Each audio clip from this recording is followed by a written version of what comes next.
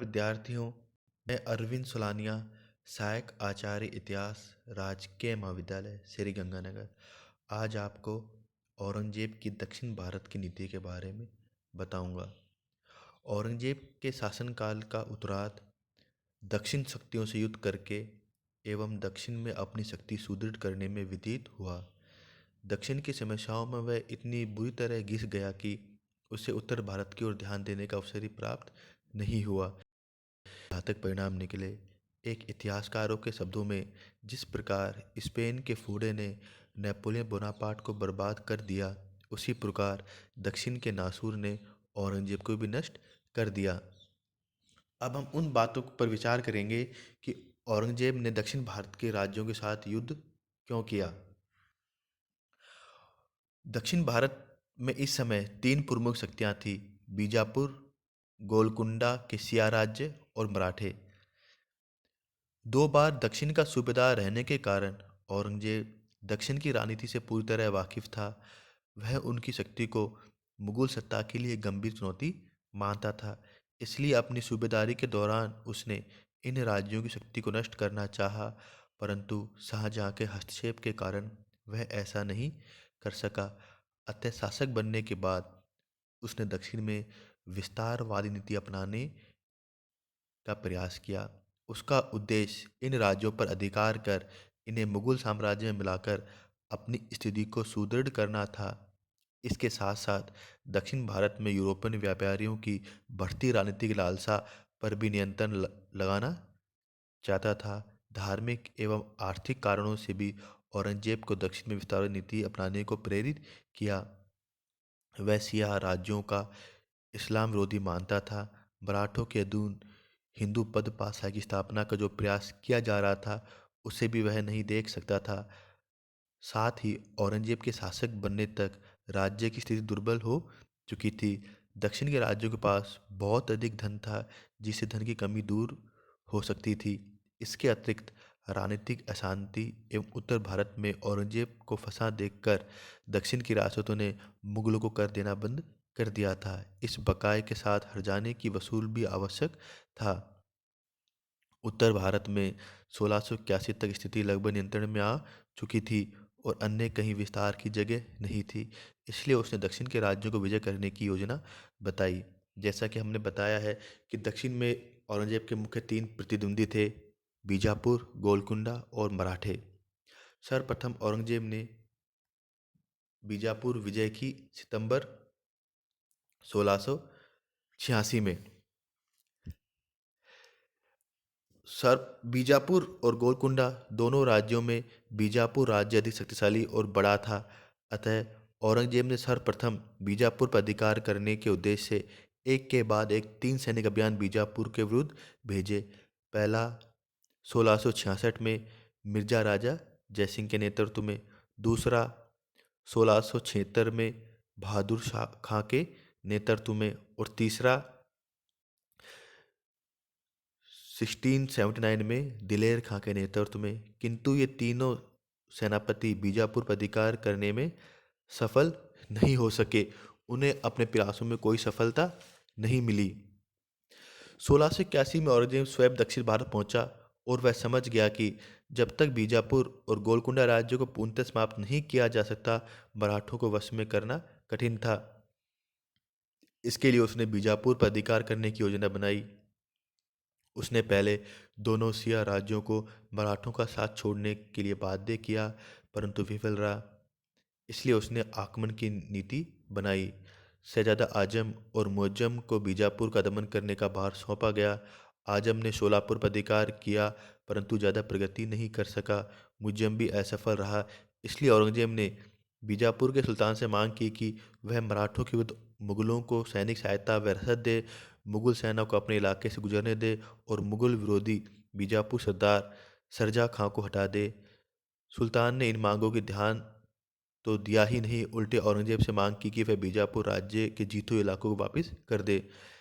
क्रुद्ध होकर औरंगजेब ने आक्रमण की तैयारी कर ली।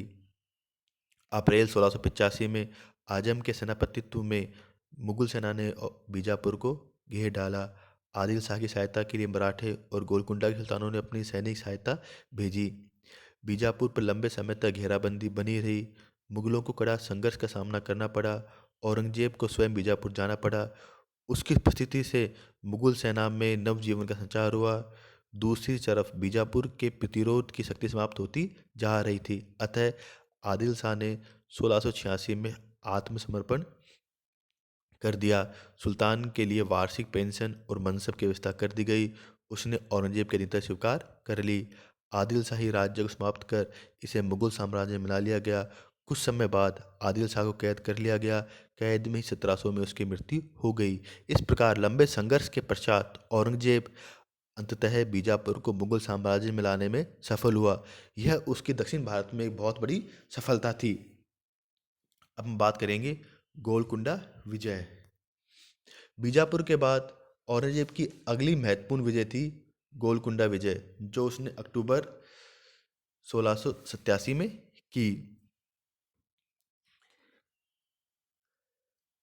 बीजापुर पर अधिकार कर लेने के बाद औरंगजेब ने 1687 में गोलकुंडा पर भी अधिकार कर लिया और गोलकुंडा विजय पर आक्रमण किया और उसे जीतकर मुगल साम्राज्य में मिला लिया और वहाँ के सुल्तान अब्दुल हसन को कैद कर लिया।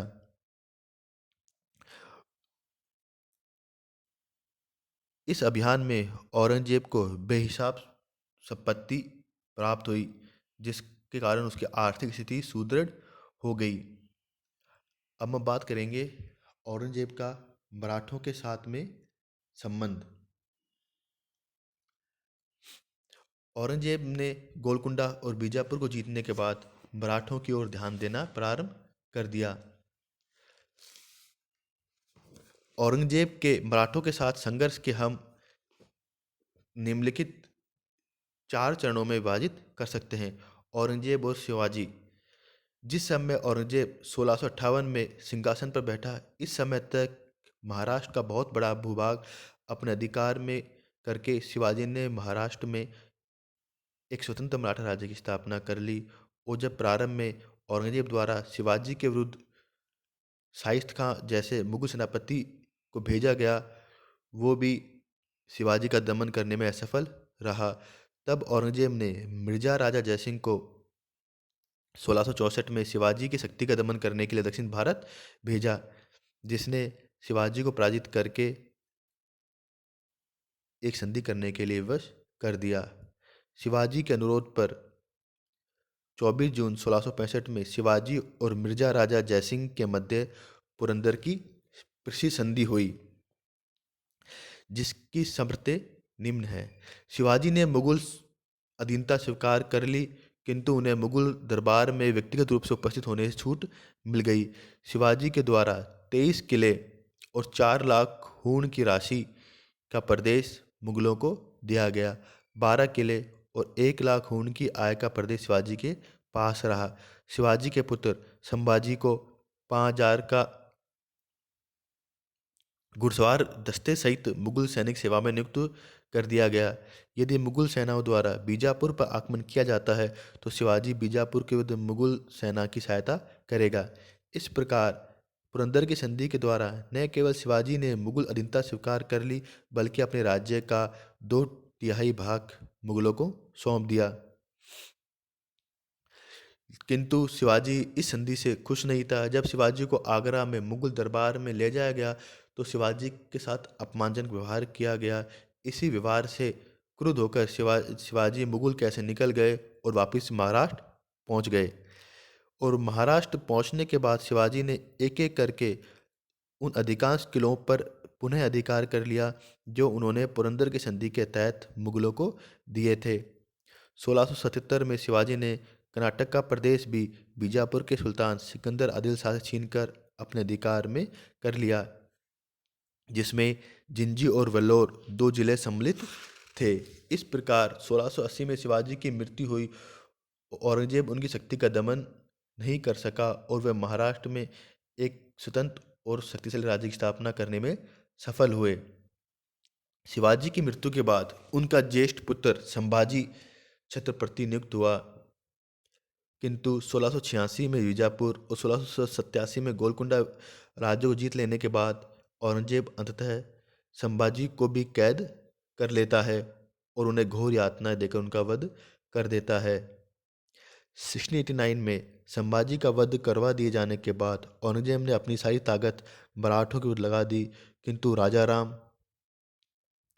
और ताराबाई के नेतृत्व में मराठा जनता ने औरंगजेब के आक्रमण का कड़ा प्रतिरोध किया। जैसा कि सर जदुनाथ सरकार हिस्ट्री ऑफ औरंगजेब में लिखते हैं कि महाराष्ट्र की समस्त जनता ने औरंगजेब के विरुद्ध विद्रोह कर दिया और सारा महाराष्ट्र युद्ध क्षेत्र में प्रतित हो गया, जिसके फलस्वरूप औरंगजेब अपनी मृत्यु तक अपनी सारी शक्ति लगा देने के बावजूद भी मराठा शक्ति का दमन नहीं कर सका। इस प्रकार अंततः औरंगजेब की दक्षिण नीति असफल रही और वह मुगल साम्राज्य का पतन का एक मुख्य कारण भी बनी। सर जदुनाथ सरकार लिखते हैं कि औरंगजेब की दक्षिण नीति के बारे में बताते हैं कि जिस प्रकार नेपोलियन बोनापार्ट के लिए स्पेन एक नासूर बन गया था, उसी तरह औरंगजेब के लिए दक्षिण भारत भी नासूर सिद्ध हुआ। अब हम बात करेंगे औरंगजेब की दक्षिण नीति के परिणाम। औरंगजेब के उत्तर भारत में लंबी अनुपस्थिति के कारण उत्तर भारत में सारी शासन व्यवस्था अस्त व्यस्त हो गई और राजनीतिक अराजकता की स्थिति उत्पन्न हो गई। दक्षिण भारत में लड़े गए लंबे युद्धों के कारण सारा राजकोष खाली हो गया।